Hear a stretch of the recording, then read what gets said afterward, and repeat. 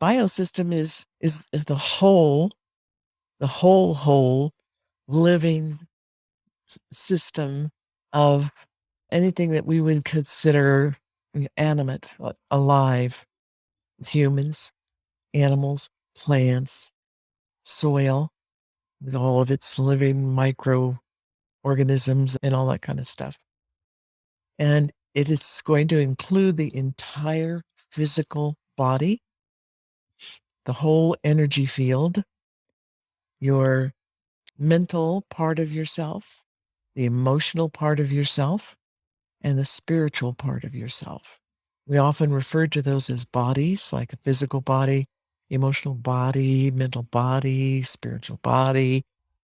It's a little deceptive because it implies that there's separation there, that they are separate things.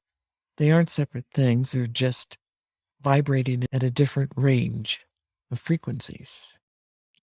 And they need to be working all together to be truly holistically interactive within yourself, coherent within yourself, synchronized, resonant, all these beautiful words. It means that all these different aspects of yourself that are vibrating in different ranges, they need to be harmonized with each other. They need to be cooperating with each other in their actions, their tasks, and the information flow and energy flow.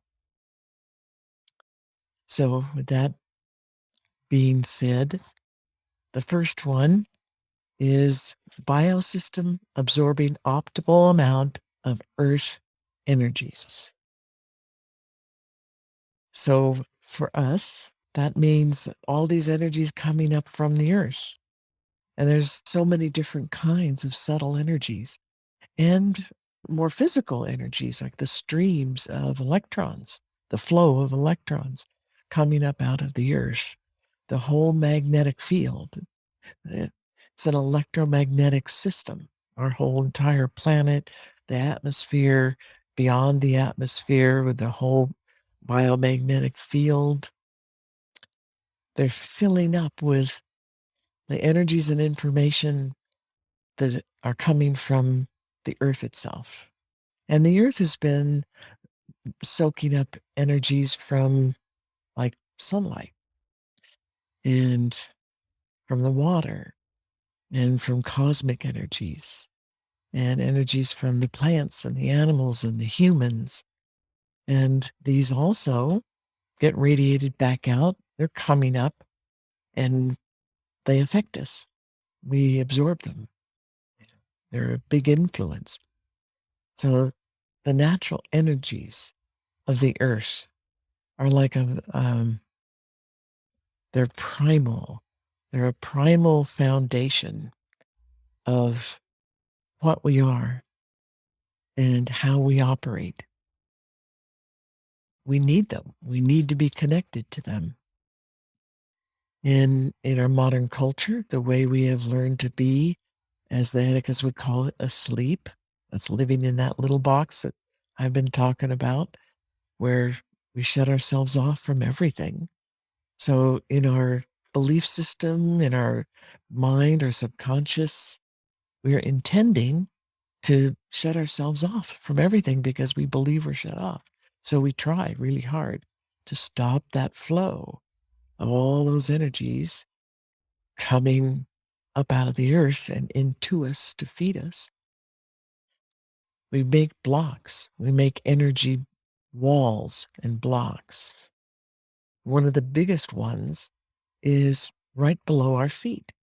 We have a chakra below our feet, and in and around that chakra, we're trying to close the flow down. We're trying to shut everything out in this belief that we are not in any way connected to the earth. And it's very, very detrimental. And it creates an enormous amount of stress. It goes hand in hand with the training that we got since we were born in how to fall asleep, how to be living your life in an asleep kind of state. numbed out, fogged out, not really being connected to the here now moment, not connected to earth, not connected to anything else. When when we do that, we're cutting ourselves off from ourself. We're cutting that automatic pilot part of our linear mind off from the truth of who and what we are, our entity, what we the Heidegger's call our song, our spirit, what is eternal in us. That is, as I mentioned before, the most painful thing that we do in our entire lives. And there's plenty of other experiences that many of us have had in our lives. And we certainly heard about them or we see them in movies and things that just horrifically painful.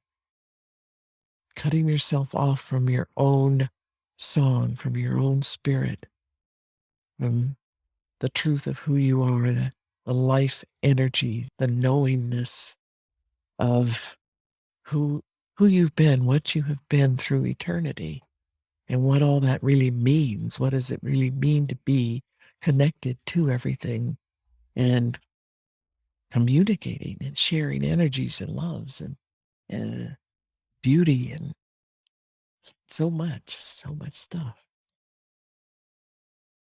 When we're born, we have it. We know it. We understand it. We use it.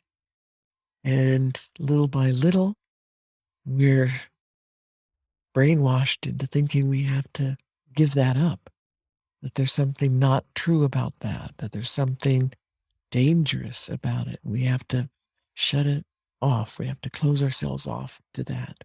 We have to close ourselves off to the earth. And it's excruciatingly painful.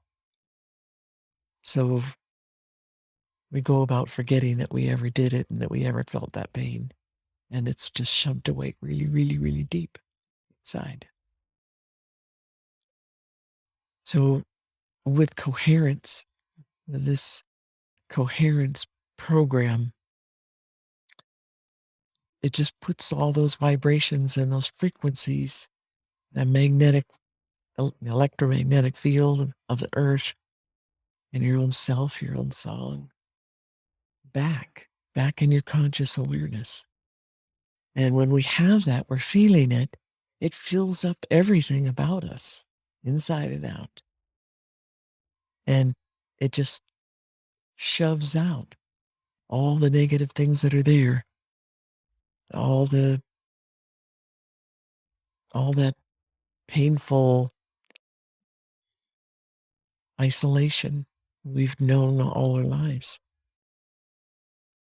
And it returns us to our natural state, which is full of love and full of peace and tranquility and gratitude and beauty. And all those beautiful things, the list can go on and on.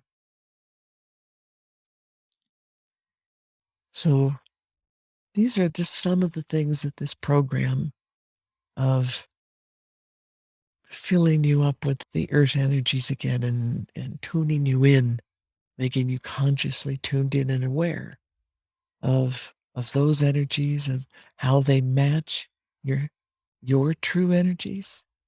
When we are vibrating at the rates and the frequencies that we are intended to vibrate at, they are in harmony and resonance and coherence. They're synchronized with us to the earth, us to the earth. And the ancients say that the earth is our mother.